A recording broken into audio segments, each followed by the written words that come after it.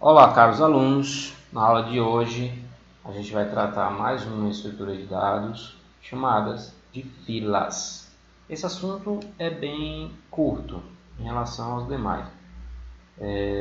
E também é muito simples de entender porque é uma ideia que está presente no nosso dia a dia.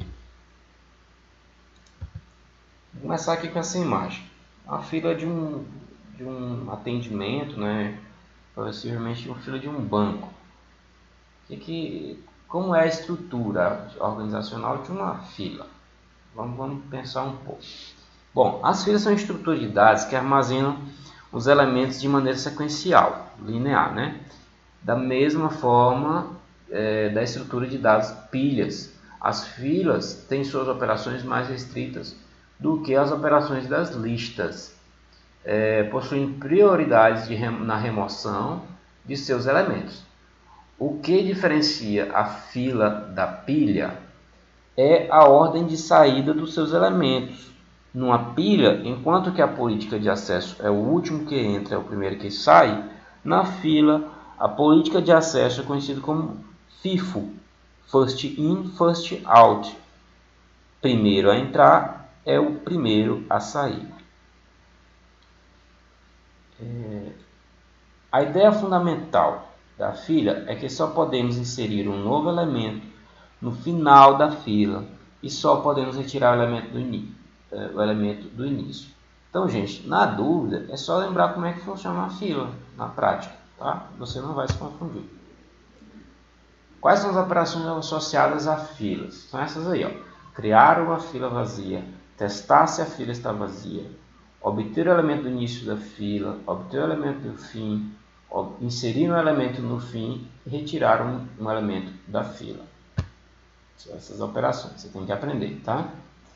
Como em pilhas, a implementação de filas se distingue pela natureza de seus elementos, tipo do dado armazenado, pela maneira como os elementos são armazenados, estática ou dinâmica, e pelas operações disponíveis para o tratamento da fila. Dessa forma, uma fila também pode ser representada basicamente de duas formas. Estática, uma fila com implementação estática é caracterizada por utilizar uma estrutura estática, que é um vetor, né, para representar a fila. Ou dinâmica, uma fila com implementação dinâmica é caracterizada por utilizar uma estrutura de dados dinâmica, lista encadeada, para representar a fila. Você pode ver aí nessa imagem a fila estática, com um conjunto pré-determinado de dados, então não tem ponteiros.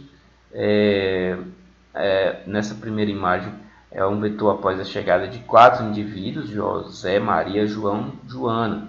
Aí foi chegando, né? O José foi o primeiro, foi no início da fila. No fim da fila, quem está agora é Joana, tudo bem? E a direção da fila é para a esquerda.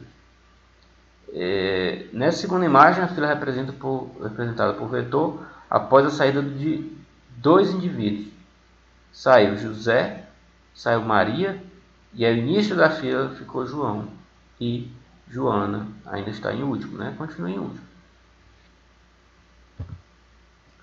Pois bem, quais são as vantagens e desvantagens de usar filas estáticas? É vantajoso quando há previsão do tamanho máximo da fila. Porém, se a quantidade máxima de elementos de uma fila não for conhecida a priori, a implementação estática torna-se desvantajosa, podendo resultar numa alocação de memória grande demais ou insuficiente para uma determinada aplicação.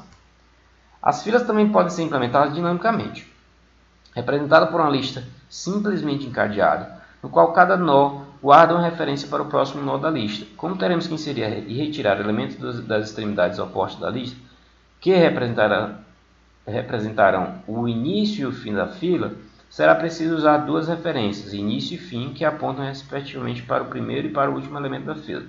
Essa figura aí mostra essa situação.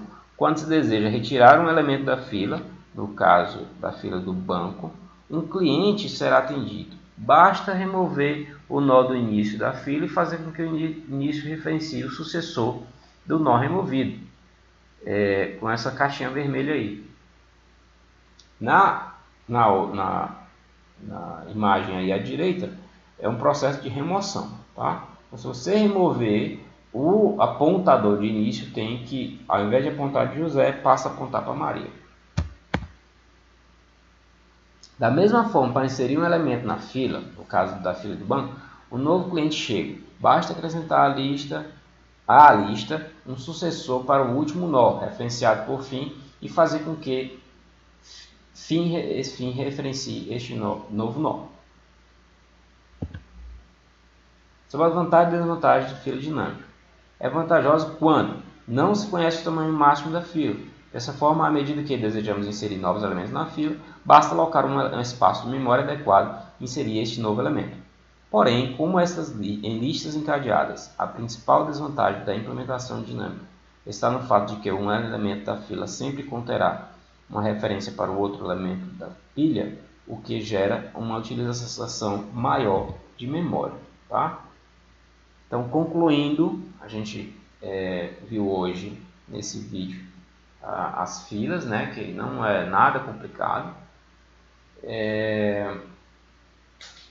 mas essas estruturas lineares, elas são limitadas. Tá? Existem alguns casos, quando, por exemplo, precisamos representar de forma hierárquica os dados, que essas estruturas lineares não são suficientes.